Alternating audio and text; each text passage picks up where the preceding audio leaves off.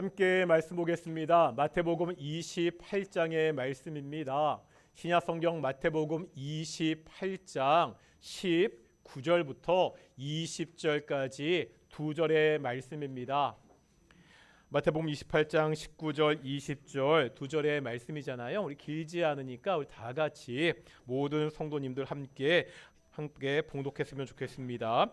읽겠습니다. 시작. 그러므로 너희는 가서 모든 민족을 제자로 삼아 아버지와 아들과 성령의 이름으로 세례를 베풀고 내가 너희에게 분부한 모든 것을 가르쳐 지키게 하라. 볼지어다 내가 세상 끝날까지 너희와 항상 함께 있으리라 하시니라. 아멘. 이 시간 동인의 성도들이 되시기를 축원하고요. 다시 한번 인사하겠습니다. 하나님이 우리와 함께 하십니다. 오늘 동인교회 예배도 하나님의 영광의 임재가 함께하는 귀한 예배가 되기를 그렇게 축원합니다. 오늘 예배는 우리 선교회 연합 헌신 예배입니다. 이 예배를 위해서 우리 인도네시아에서 사역하시는 우리 차병규 선교사님 나오셔서 말씀을 전해 주시겠습니다.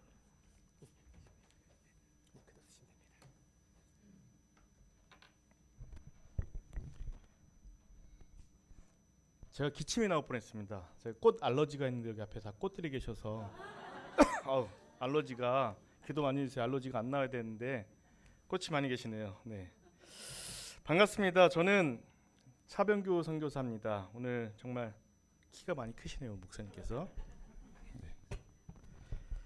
네, 지금 한국교회가 너무 어려워서 사실 선교비를 많이 줄이고 있는 추세인데 너무 감사하게 우리 동인교회에서 작년 12월부터 또 저희 가족과 이 동역을 함께 해주시고 또 물질로 협력해 주시고 기도해 주신 거에 대해서 너무 감사드리고 처음 뵙는 거잖아요. 제가 한번 인사드리겠습니다. 안녕하세요. 네, 안녕하세요. 네. 오랜만에 제가 한국어로 설교를 하는 거라 굉장히 고민이 많이 됩니다. 30분밖에 안 주어졌는데 설교도 해야 되겠고 선교 보고도 해야 되겠고 어떤 거 하나 줄여야 될 것 같은데 어떻게 설교를 할까요? 선교 보고를 할까요? 한 1시간 정도 해도 되나요? 1시간 정도 하면 2개 해도 되는데 근데 제가 그렇게 못하는 게 저게 우리 첫째 딸이 눈 째려보고 있는데 어제 그랬어요. 아빠 설교 재밌게 짧게 해줘. 재밌게 짧게를 강조를 몇 번 하더라고요. 그래서 눈을 똑바로 쳐다보고 있어서 제가 길게 하면 아마 집에 가서 혼날 것 같아서 최대한 제가 짧게 엑기스만 말씀 전하고 내려가겠습니다. 저는 처음 왔지만 너무 마음이 따뜻합니다. 이미 한 가족이 된 것 같고 우리가 한 복음 안에서 이렇게 함께 동역하고 있기 때문에 마음이 따뜻하고 마음 편하게 오늘 말씀을 나누고 싶은데 여러분들도 좀 마음 편하게 제가 오늘 워낙 그 교단 색깔이 너무 보수적이고 진지하다고 하셔서 제가 살짝 쫄았는데 마음 편하게 들으시면 서로 간의 은혜가 있을 것 같습니다. 저는 어제 한국에 왔어요. 어제 와서 지금 12시간이 안 됐습니다. 어제 밤에 도착해서 잠만 자고 지금 교회로 와서 지금 약간 지금 인도네시아는 여기보다 2시간 늦어요. 그래서 지금 9시예요. 시차 적응이 잘 안 됐어요. 힘든 가운데 시차 적응도 안 돼서 이렇게 말씀 전하려고 하니까 조금 입이 많이 꼬일 텐데 여러분 그래도 잘 들으시길 부탁드리겠습니다.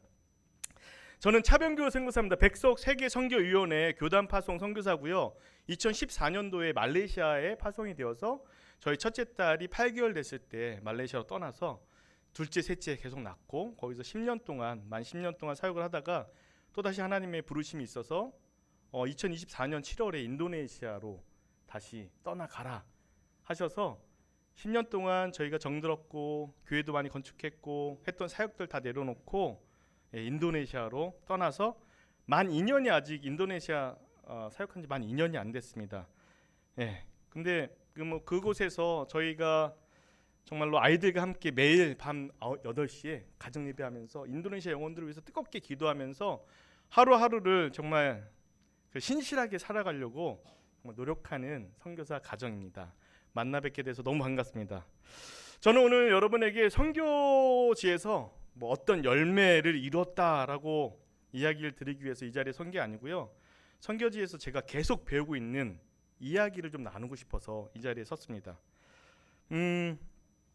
선교지에서 살아가면서 제 마음에 반복적으로 가르쳐 주시는 것이 있는데요. 하나님 제게 이렇게 말씀하세요.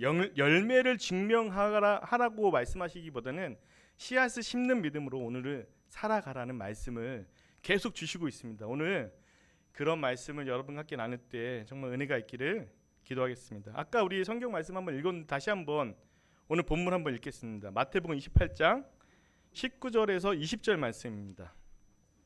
한번 다 같이 한번 큰 목소리로 읽으시겠습니다. 시작.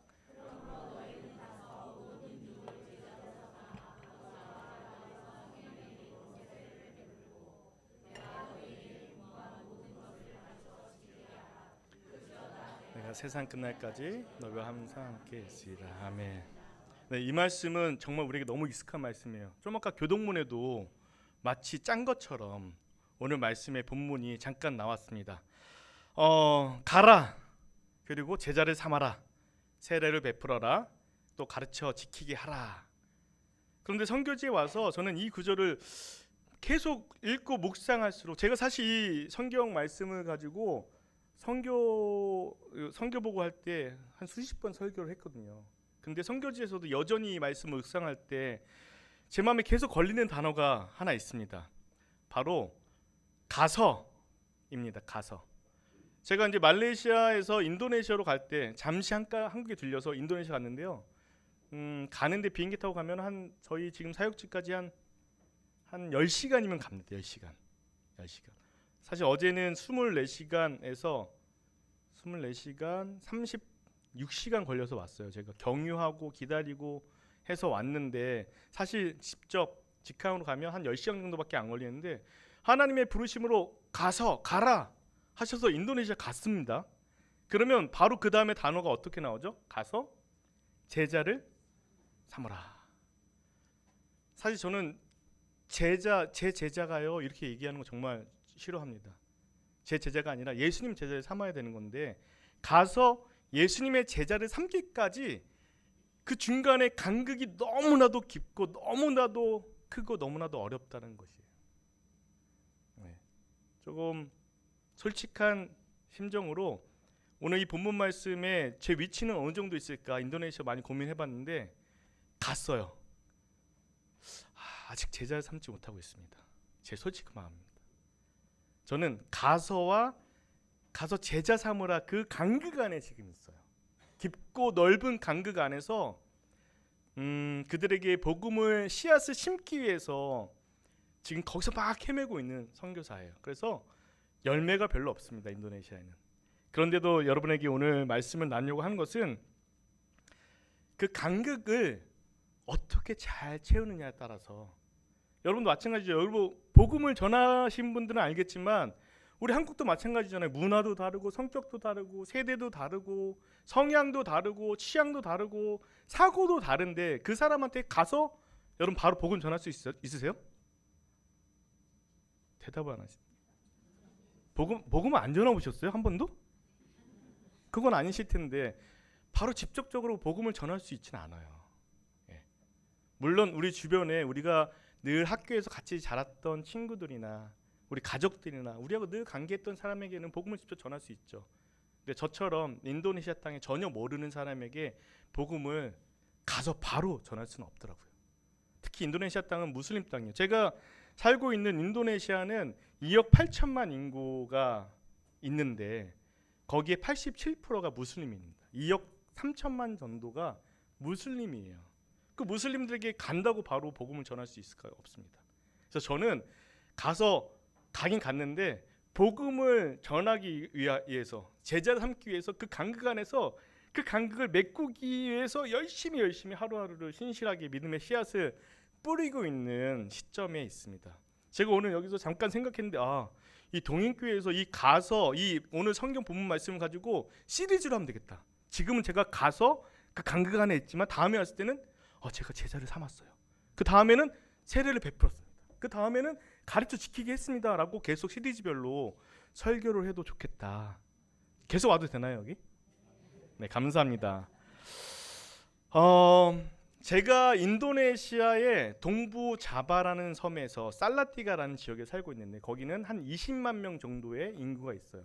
그리고 굉장히 시골이에요. 제가 저희 집에서 바라보면 산이 하나 보이는데 그 산이 3,200m예요.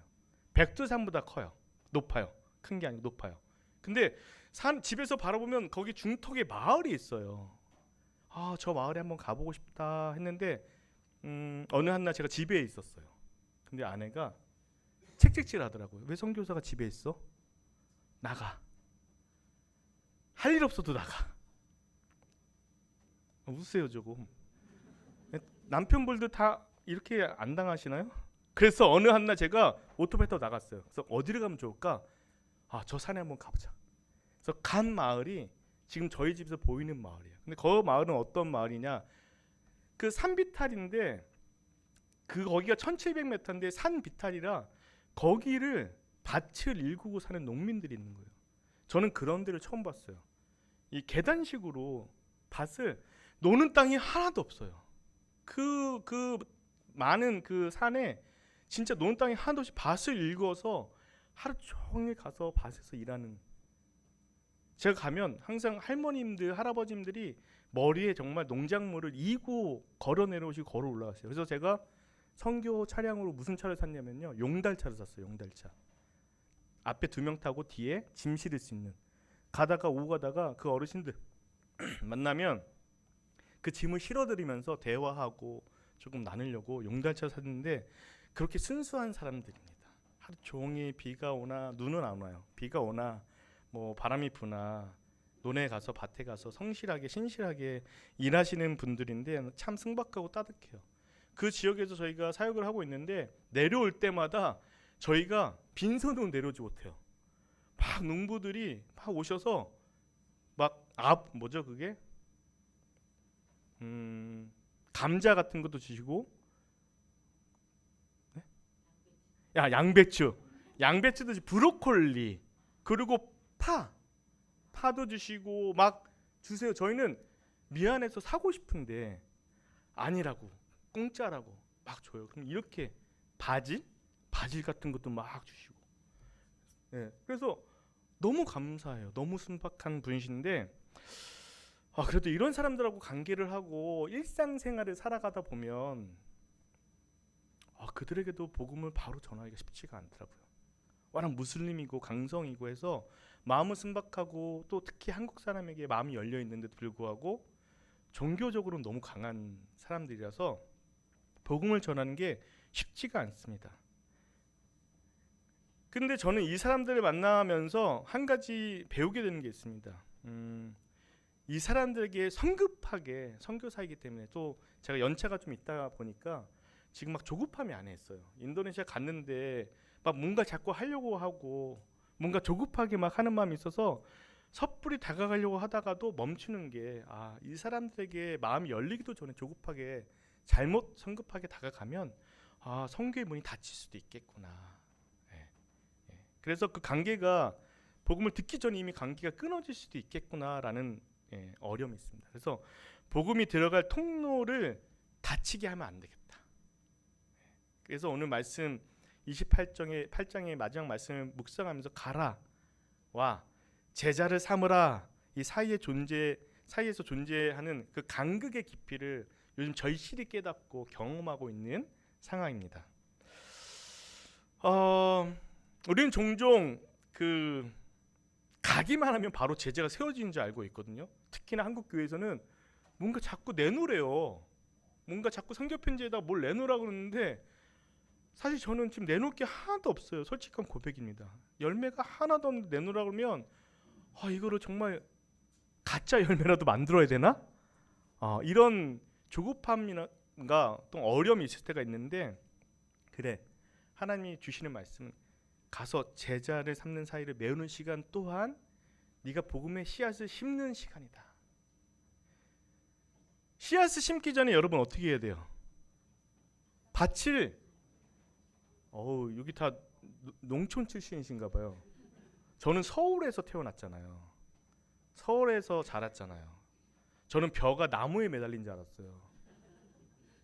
근데 공부를 해보니까 씨를 심으려면 밭을 갈아야 된다는 거예요. 땅을, 돌짝밭, 메마른 땅, 이런 것들을 기경하고 갈아서 물을 주고 옥토밭을 만들어서 복음의 씨앗을 심을 때 그게 자라날 수 있게 해야 된다는 거예요. 그래서 정말 이 그 간극을 메꾸는 시간이 굉장히 중요한 시간이구나라는 걸 깨닫고 안도를 했어요. 이 시간이 결코 헛된 시간이 아니구나. 예. 오늘 그 말씀을 하려고 사실 왔습니다. 네. 제가 가끔 선교지에서 있으면서 내가 지금 제대로 가고 있는 건가? 내가 지금 신고 있는 이것들이 정말 의미가 있는 건가? 네, 그런 마음이 있을 때가 많고 흔들 때가 참 많아요. 조급하고 아무 일도 일어나지 않고 아무 일도 생기지 않은 것 같이 느껴질 때는 무너져요, 마음이. 한국교회에서는 이렇게 기도로 물질로 후원해 주시는데 내가 지금 하는 것들이 아무것도 일어나지 않는다고 생각할 때는 사실 무너질 때가 많이 있습니다. 그런데 여러분, 기도의 힘으로 다시 일어나서 다시 복음의 씨앗을 심기 위해서 여러 가지 작업들을 합니다. 그 간극을 메우는 작업들을 하는데 저는 이것들을 그 간극을 메우는 그 시간의 정의를 이렇게 했어요.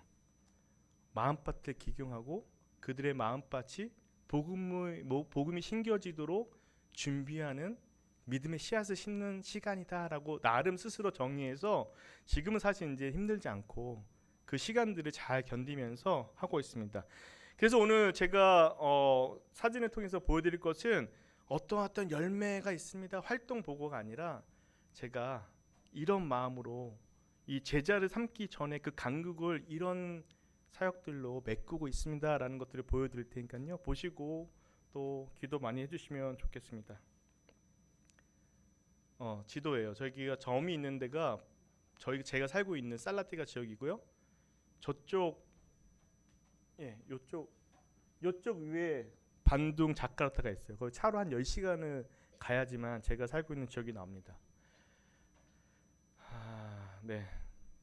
돌봄 사역인데요. 지금 현지 교회하고 함께 협력을 하고 있어서 한 집사님하고 교회 어르신들, 거동이 불편하시고 또 혹은 아프신 분들, 그런 분들을 함께 찾아가서 그들에게 승박고라고 뭐 식량들이 있어요. 9가지 뭐 쌀 뭐 이런 것들을 드리면서 그들의 이야기들을 듣고 또 말씀을 나누고 기도를 해주고 하는 사역들을 하고 있는데요. 너무 감사한 건 그 어르신들을 돌볼 때 가족들이 함께 참여하는데 그 가족들 중에는 무슬림들도 많고요. 아예 신앙생활 했다가 교회를 떠난 사람들이 많이 있어요. 근데 우리가 줄기차게 가정을 방문하고 섬기다 보니까 가족들이 마음을 열고 복음을 듣는 경우가 많이 있습니다. 저렇게 혼자 사시는 어르신들 같이 기도해주고 저기 젊은 분들이 많이 있는데 가서 기도하고 가면 막 할머니들이 말씀을 얼마나 많이 하시는지 몰라요. 외롭게 살고 계시다가 막 말씀하시고 자기의 있던 그 속에 있던 상처들을 얘기하시면 듣고 거기 적절한 말씀들을 나누고 짧게 메시지 나누고 그들을 위해서 기도하는 시간이 굉장히 유익한 시간이 되고요. 보면 이 전에 있는 거 이분은 저기 빨간 옷 입은 분은 34살 헤로라는 청년인데 그 뭐죠 이거? 투석을 하는 친구였어요. 결혼도 못하고 투석을 하는 친구인데 저희가 한 몇 달째 방문하고 나니까 그 어머니와 아버지가 너무 감사하다. 아들이 조금 회복을 하고 힘을 얻었습니다. 너무 감사합니다라고 그런 피드백을 주셨는데 얼마 전에 죽었습니다. 아들이 갑자기 죽었어요. 그래서 장례식 갔다 왔는데 그거 갔다 오고 나서 한 달 뒤, 2주 뒤 제 앞으로 교회에 헌금 봉투가 왔습니다. 무명인데 차병규 선교사하고 저희 같이 사역하는 빵유디 집사 앞으로 헌금이 성경금이 왔어요. 이 두 분이 사역하는 이 사역들에 쓰임 받았으면 좋겠다라고 헌금했어요. 가서 봤더니 안에 편지가 있는데 무명이었지만 저 어머니가 아들 이름을 대면서 아들이 살았을 때 늘 오셔서 기도해 주신 게 아들에게 너무 힘이 됐고 아들이 지금 천국에 있음을 확실하게 깨닫습니다. 이 귀한 헌금을 좀 사역에 써달라고 거의 한 달치 월급을 보내왔더라고요. 그래서 저는 그 유디 집사하고 상의를 해서 저쪽에 스마트라에 지금 홍수가 나서 굉장히 어려운데 교회가 무너지고 한 곳에 건축비로 그 돈을 보냈던 일이 있습니다. 저분은 빨간 옷 입으신 분은 당뇨 때문에 왼쪽 다리 무릎 밑에가 절단이 됐어요. 2년 전에. 그래서 자살을 하려고 시도했던 분인데 저희가 찾아다니면서 기도하고 지난주에는 교회에서 간증을 했고요. 저 뒤에 가운데 있는 딸이 휠체어를 끌고 왔는데 저 휠체어를 끌었던 딸이 나중에 저와 같이 일을 하게 될 것입니다. 나중에 설명하겠습니다. 그리고 저 할아버지는 아버님인데 신앙생활 안 하시는 무슬림이세요. 근데 어느 한날 신방을 갔는데 딸이 병원에 가서 없었고 아버님만 계셨을 때 우리가 붙잡아서 아버님께 저희가 계속 자주 가니까 이제 마음이 열리는 거죠. 들으려고 하시는 거죠. 그래서 복음을 전하고 예수 그리스도의 진짜 찐 복음을 전하면서 영접하시겠냐 묻고 기도했던 기억이 있습니다. 네, 저분은 조금 정신이 조금 아프신 분이에요.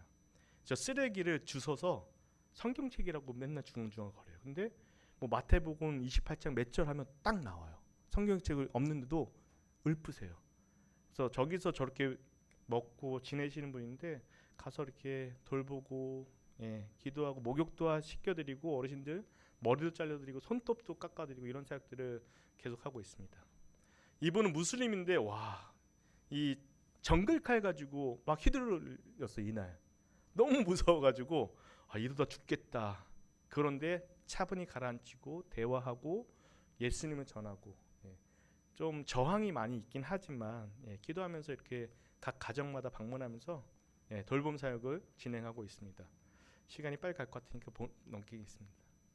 그리고 이제 피딩 사역을 합니다. 인도네시아는 아직도 노숙자들이 너무 많고 길에서 자는 가족들이 너무 많아요. 그래서 그 가족들 볼 때마다 마음이 너무 불편했는데 하나님 어떻게 할까 했더니 하나님 네가 해라 그러시는 거예요. 그래서 하나님 제가 선교사인데 돈이 어디 있어요. 그랬더니 예수님께서 주신 마음이 이거예요. 야, 나를 믿는다고 하는 부자들도 많고 의사, 판사, 뭐 박사 너무 유명한 유명인들도 많은데 야, 나 대신 그들에게 대신 가서 위로해 줄 사람이 아무도 없구나. 선교사인 너마저도 안 할래? 그런 마음을 주시니까 제가 안 할 수가 없더라고요. 그래서 후원 요청하고 해서 현지 교회 청년들하고 함께 저 길거리에 실제로 자고 있는 분들에게 저 길거리예요. 강아지도 키워요. 근데 낮에는 저희가 상가기 때문에 다 치워요. 강아지도 2마리 키우고 가족이 살고 있죠. 저분들 다 주무시고 계시다가 제가 밥을 나눠드리거든요. 밥 받으시려고 막 일어나셔서 밥 받으시는 분들 벌써 1년을 하니까 너무 반가워하고 너무 좋아하는 그런 모습들이 있습니다. 제가 드릴 때마다 물어봐요. 하루에 오늘 몇 끼 드셨어요? 이게 첫 끼예요. 왜냐면 쓰레기를 주워서 그 재활용품을 파는데 이게 그냥 팔면 키로에 우리나라 돈으로 한 200원 정도, 200원도 안 되더라고요. 근데 이걸 씻어서 팔면 한 250원 정도. 그래서 하루에 10kg 정도 줍는다고 한다고 하는데 밥 한 끼를 못 먹어요. 그래서 첫 끼라고 하는데 이런 분들에게 이렇게 식사를 나누면서 아이들도 저기 살고 있고 저렇게 구걸하면서 저분 구걸하시는 분이거든요. 이 사진을 보면 너무 마음이 아픈데 저 가운데 지금 초록색으로 덮여있는 아이가 태어난 지 2주 됐어요. 길거리에서 태어난 거예요. 저기에서 저 자리에서. 근데 몇 주 뒤에 갔는데 저 엄마가 없는 거예요. 그래서 그 옆에 있는 남편한테 왜 없냐 했더니 하늘나라 갔다고 하더라고요. 근데 너무 마음이 아픈 거예요. 내가 왜 진작에 복음을 전하지 않았을까? 하나님 왜 저 여인은 이렇게 고통 속에서 살다가 복음 한번 듣지 못하고 갔습니까? 그 아이도 없어졌더라고요. 근데 남편이 아내하고 이제 떠나니까 술만 먹고 그래서 물어보지 못하겠더라고요. 아이가 어디 갔는지 물어보지 못하겠더라고요. 제가 가면 처음 아기 낳았다고 해서 제가 있는 지갑을 다 털어서 주고 왔는데 저렇게 죽었습니다. 저렇게 지금 없죠. 아기도 없고 저 첫째 아들만 있고 남편이 누워 있어요. 이 가정은 처음 노숙생활 시작한 날이에요. 이 날이. 이제 더 이상 이제 돈을 지불하고 집에서 살 수 없어서 나와서 가족을 이끌고 나와서 이제 길거리에 처음 이제 첫날인데 너무 안타까워서 제가 선교사로서 해줄 수 있는 게 별로 없어서 간절하게 붙잡고 내가 기도해줘도 되겠니? 했더니 기도해줘도 된다 그래서 저렇게 붙잡고 기도하고 있는 모습입니다. 그리고 이제 우물 사역이 있는데요. 아직도 저희가 살고 있는 지역에는 물이 부족해요. 수도가 나오는 게 아니라 그 산에 있는 개울에 있는 물들을 받아서 쓰고 있는데 4월에서 7월이면 완전히 말라버리거든요. 그래서 빗물을 받았어요. 근데 빗물을 받는데 너무너무 더러워요. 그래서 물이 부족한 곳이라서 제가 이제 우물 사역들을 하고 있습니다. 말레이시아에서도 했지만 그 우물을 현지 교회하고 협력을 해서 교회 앞에다 우물 설치해줘요. 그러면 주변 사람들이 교회로 물을 들어오거든요. 그럼 교회 감사하고 그러다가 복음도 듣게 되고, 예, 그렇게 해서 몇 군데를 선정해서 많은데 어디를 해줘야 될지 모르겠더라고요. 그래서 인터뷰도 받고 직접 찾아가서 보고, 예, 쭈낄란 교회인데 조그만 교회거든요. 이 교회 가서 또 여기는 순보르조라는 지역인데 거기도 가서 했는데 세 군데 지원을 받았는데 제가 이제 선정한 것이 이제 쭈낄란 교회 가서 너무 감사하다고 저렇게 목사님 또 성도들이 와서 그래서 이제 공사를 시작했고 한 80m 파니까 물이 엄청 나오더라고요. 그래서 옛날처럼 막 이렇게 이걸로 펌프를 하는 게 아니라 모터를 밑에 달아서 위에 그 물탱크에다가 바로 수돗물 틀어서 철철철 나오게끔 공사를 이미 하나 진행했고요. 저렇게 뭐 돌이 많이 나와서 좀 지장이 있었지만 그래도 잘 맞춰서 지금, 예, 하나를 저렇게 물이 정말 틀면 바로 나와요. 그래서 정말 감사하게 주변에 교회 안 다니는 사람들도 저 물을 받아서 쓰기 때문에 교회로 계속 발걸음하고 있어요. 그래서 그 다음에 저기 목회자하고 교육을 하게 됩니다. 제가 4월에 돌아가자마자 4월에 부활절 날 저기 가서 설교를 하는데 어떻게 그 오시는 분들에게 복음을 전할 것인가를 좀 나누려고 하고 있습니다. 네, 너무 감사하다고 지금 사진 한번 찍었습니다. 지금은 이 우물은 두 번째 이미 선정됐고요. 4월에 이제 공사가 시작되고 또 세 번째 지금 선정을 하고 있는 상황입니다. 그래서 관심 있으시면 좀 우물 같이 해서 교회에서 사람들에게 흘러보내고 나서 교회로 올 수 있는 그런 또 선교의 도구로 사용되기를 기도하겠습니다. 유치원과 학교 사역을 합니다. 시간이 많이 가고 있네요. 제 아내가 영어를 가르치는 은사가 있습니다. 그래서 저 시골에는 학교 공교육이 아니에요. 야야산이라고 비영리 단체에서 세운 학교들이라 뭐 허가를 받고 이런 게 필요 없어요. 선생님한테 가서 야, 나 영어 가르칠 수 있는데 영어 가르칠까? 너도 나도 와서 가르치라고 그래요. 저희가 가기 전까지만 학교를 세우자 했는데 학교 세울 필요가 없더라고요. 이미 있는 학교에 무슬림 학교에 가서 영어를 가르치면서 도구로 삼아서 복음도 전하는 일들을 시작했습니다. 저기 지금 보이는 게 저기 지금 주황색 황토색 보이죠? 그 초등학교예요. 네, 그 초등학교에 가서 하고 있고 지금 저기 보이는 이쪽에 보면 거기 집 하나 조그만 거 있잖아요. 거기가 유치원이에요. 여기가 해발 1700m거든요. 산 타고 올라가서 저렇게 가서 사역을 하고 있습니다. 그래서 학교에서 영어 가르치면서 예배하고 기도하고, 예, 이렇게 사역을 하고 있고요. 음식도 가져가요. 근데 음식을 아이들이 다 먹지 않아요. 다 싸고 집에 가서 형제대로 나눠 먹으려고 집에 싸고 와요. 이렇게 음식도 나눠주고요. 하이파이브 하면서 초등학교 사진입니다. 또 저 작년 성탄에는 다 모여서 예배하면서 또 선물도 나눠주고 했던 모습. 예. 이렇게 교육과 유치원 사역을 하고 있고요. 감사한 건 복음은 아이들부터 전해야겠더라고요. 예. 머리가 크고 어른들은 아무리 해도 안 돼요. 근데 아이들부터 복음을 전하면 이 아이들이 자라서 그 땅이 리더자가 됐을 때 또 요즘은 시대가 바뀌어가지고 옛날엔 교회 다니고 싶어도 아버지나 뭐 어르신들이 가지마 그러면 못 갔는데 지금은 아들이 교회 나가면 엄마 아빠가 따라와요. 예. 그래서 아이들한테 시간을 많이 투자하고 있고 기도도 많이 하고 있고 저 부모들하고 또 교제하고 있습니다. 선교 플랫폼까지 하려면 너무 힘든데 양계하고 커피 농장을 지금 준비하고 있어요. 시작 단계고 제가 3,000평을 10년 계약을 해서 임대를 했습니다. 거기서 양계 그러니까 계란을 통해서 이 교회 문턱을 넘기가 무슬림도 쉽지가 않은데 일터의 문턱은 넓기가 쉬워요. 왜냐하면 배고프고 어려우니까 이렇게 일자리를 제공하면서 복음을 전하기 위한 선교 플랫폼으로, 예, 저렇게 계약도 했어요. 땅, 그리고 저 파트너입니다. 저희 동역자, 현재 동역자 파트너와 계약을 해서 이렇게 지금 그 땅을 다지고 있는 중이에요. 예, 어제도 사진이 왔는데, 이거는 좀 나중에 차차 좀 설명하기로 하고 기도 많이 해주셔서 이곳에서 현지인들이 배고픔을 좀 해결하고 또 이들에서 삶이 안정돼서 복음을 들을 수 있는 마음이 열리고 복음을 들어서 이 사람들이 제2의 리더자들 저 같은 선교사가 되기를 소망하면서 준비하고 있으니까 기도 많이 부탁드립니다. 이 커피 묘목입니다. 네.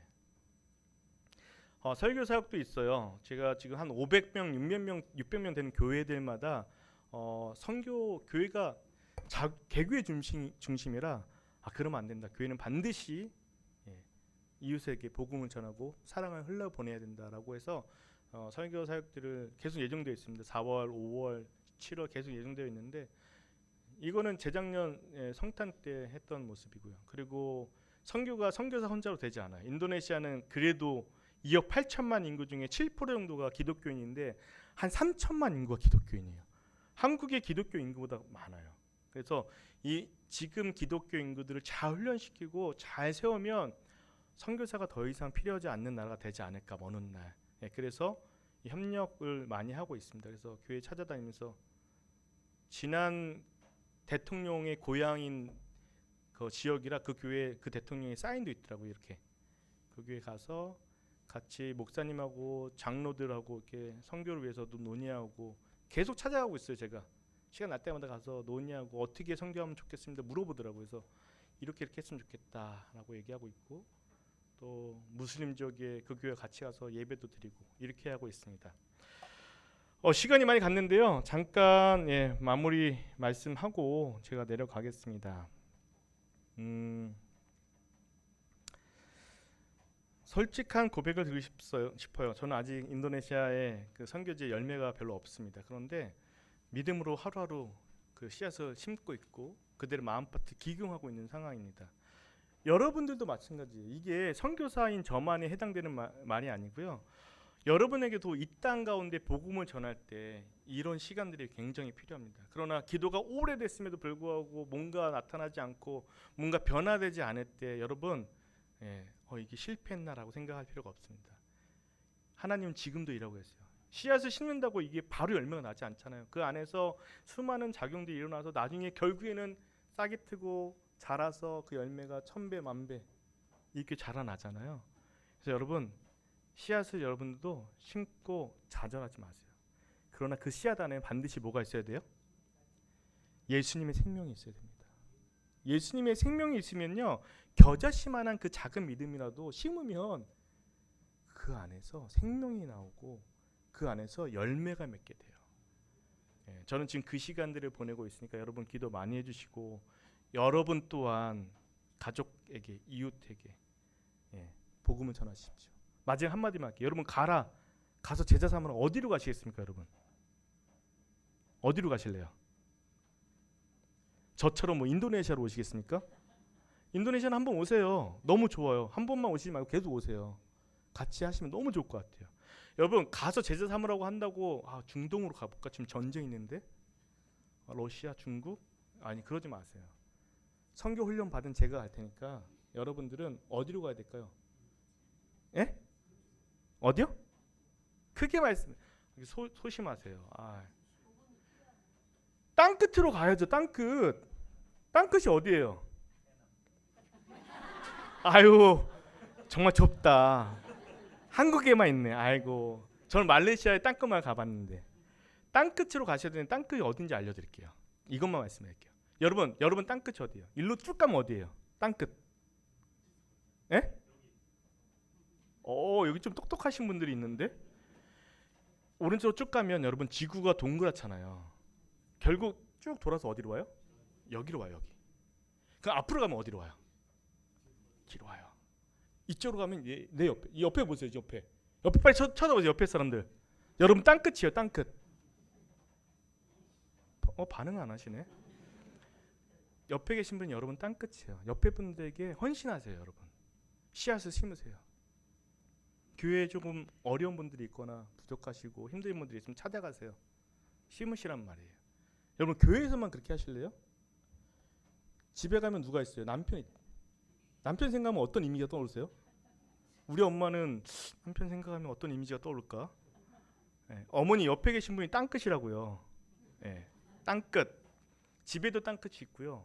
학교에도 직장에도 이웃에게도 땅끝이 있습니다. 여러분 땅끝은 중국, 북한 아니에요. 여러분 땅끝은 바로 옆에 있는 지금 옆에 계신 분들이 있기 때문에 그 땅끝에게 헌신하시고 복음을 전하시고 기도하시기 부탁드립니다. 근데 아무것도 없이 전하지 마시고 그러면 구제 사역밖에 안 돼요. 그 안에 반드시 예수 그리스도의 생명력으로 심으셔야 그 씨앗이 보잘것 없어 보여도 자라고 100배 만배로 열매를 맺을 줄 믿습니다. 저도 인도네시아 땅에서 그렇게 열심히 신실하게 씨앗을 심을 테니까 여러분 기도 많이 해주시고, 여러분들도 이곳에서 그 복음의 씨앗을 늘 심으셔서 제가 더 이상 인도네시아 한국교회 걱정 안 했으면 좋겠어요. 인도네시아 한국교회만 생각하면 너무 걱정되고 기도하고 그래요. 여러분 저 인도네시아 땅을 위해서 기도하고 싶거든요. 한국교회에서 기도하고 싶지 않아요. 여러분 열심히 이 땅에서 여러분 땅끝에게 복음 전하시는 저와 여러분 되기를 예수님의 이름으로 축원드리겠습니다. 기도하겠습니다. 하나님 아버지, 오늘 말씀을 통해 열매보다 씨앗을 심게 하시는 하나님의 마음을 배우게 하시니 감사합니다. 우리의 삶 속에서도 씨앗과 열매 사이의 시간이 있음을 기억하게 하시고, 보이지 않는 시간을 지날 때에도 낙심하지 않게 하옵소서. 우리가 자녀를 위해서 기도하는 가정들, 또 믿지 않는 가족들을 위해 기다리는 성도들, 또 관계 회복을 위해 씨앗을 심는 이들에게 믿음과 인내를 더하여 주시옵소서. 특별히 이 동익교회와 사랑하는 성도들 위해 하나님의 은혜를 부어주시고 각자의 삶의 자리에서 믿음으로 씨앗을 심는 교회가 되게 하옵소서. 그리고 하나님께서 그 씨앗을 자라게 하셔서 풍성한 열매로 맺히게 하옵소서. 감사드리며 예수님의 이름으로 기도드립니다.